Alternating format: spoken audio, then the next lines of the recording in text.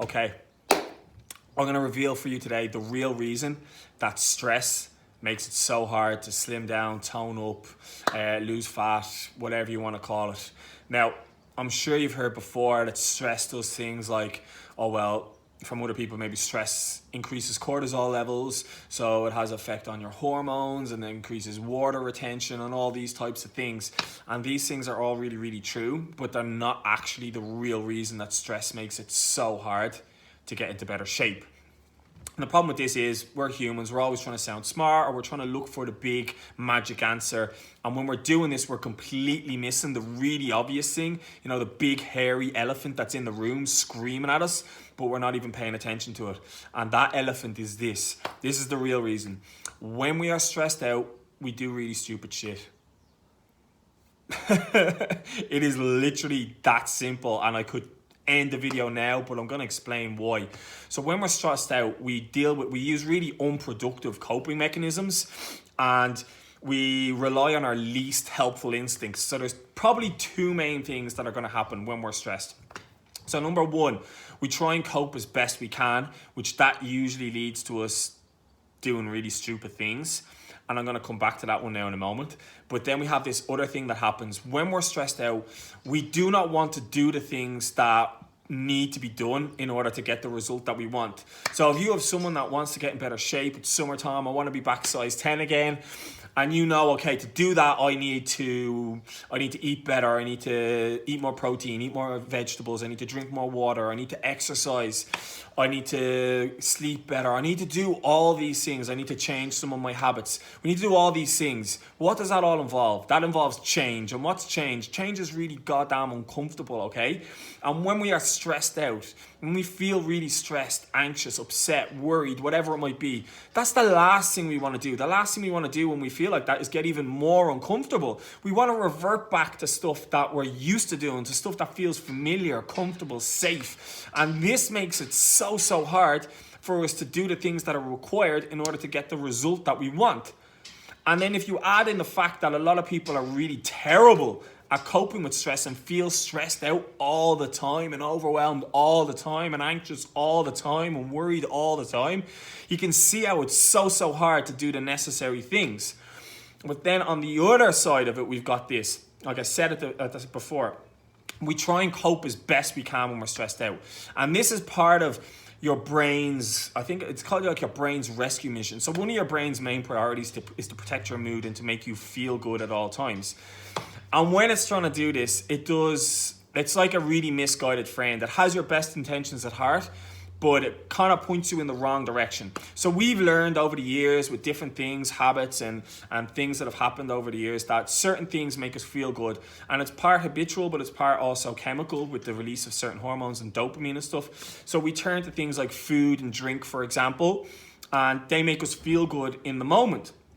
So when you're in the height of it and you're really stressed out, really anxious, really worried, your brain is trying to do you a favor. It's trying to make you feel better. And it points you in the direction of these things, even though they're absolutely terrible coping mechanisms and strategies for dealing with the stress. In that moment, your brain is thinking that it's doing you a favor, and all logic goes out the window, because when you're in a normal state and you're rational in your times far away from stress, you can look at those things and you go, that's a really stupid idea. Why the fuck would anybody want to eat to make themselves feel better? But when you're in the height of it, that rational shit goes out the window altogether, and we do really stupid shit. And there's a couple of ways, there's a couple of different variations of this. Some people go on big mad binges and they completely blow a whole week's good work in one go. And then some people are kind of on the go the whole time. They're just snacking and they're munching away and they're not really thinking about what they're doing. And these things are the actual reasons. That is literally the real reasons why it's so hard when we're stressed out. It has nothing to do with hormones or water weight or anything like that. It's plain and simple. Stress makes us do stupid shit. Like if I was giving you the example of someone coming to me and she wants to, like I said, be a size 10 again, be a size 10 and feel confident in her bikini before she goes on holidays.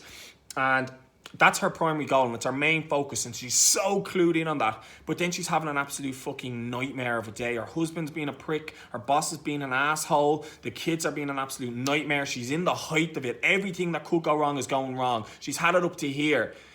Do you think they're going to be thinking really logically about their goal, or are they going to do, more than likely going to do something really stupid? Like your brain is going to be screaming, get a bottle of wine, get a bottle of wine. And that's what's going to end up happening. So if you're in a constant state like this all the time, overwhelmed, anxious, stressed, upset, you can see how it's so hard, because you're going to engage in behaviors that are really unproductive and really don't have your best interest at heart when you're trying to slim down, tone up, lose weight. And that's the real reason. Stress makes us do stupid shit. Now, I could go and leave it at that, but I'm not that bad, because I know you're looking at this going, what the fuck are we going to do, Lee? How are we going to fix this?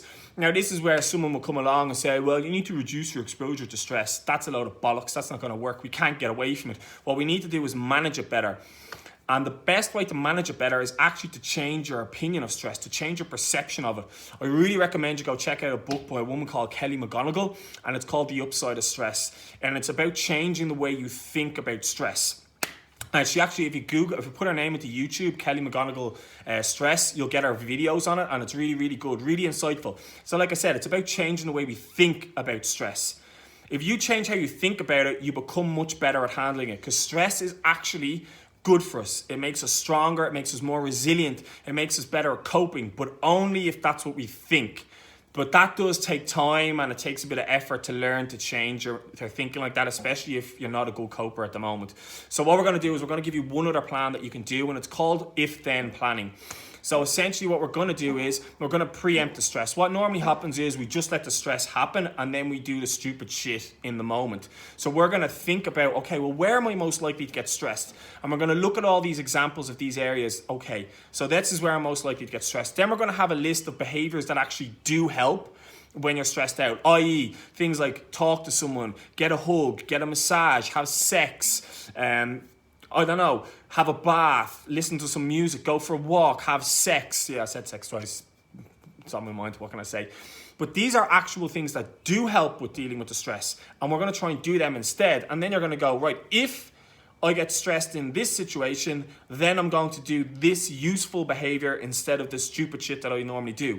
And this fact of planning it in advance and thinking about it in advance makes it much more likely that you're going to engage in the really useful behavior rather than the really stupid one you're used to doing. But there it is, folks. That is the real reason that stress makes it so hard to slim down, tone up, and lose fat.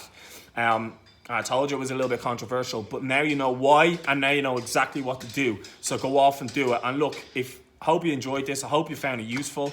And if you're really struggling, you know what to do. Just reach out and let me know. I'm here to help. Cool. I'm out. See you later. Whoa. Facing the sun. I love it. I've been squinting this whole video.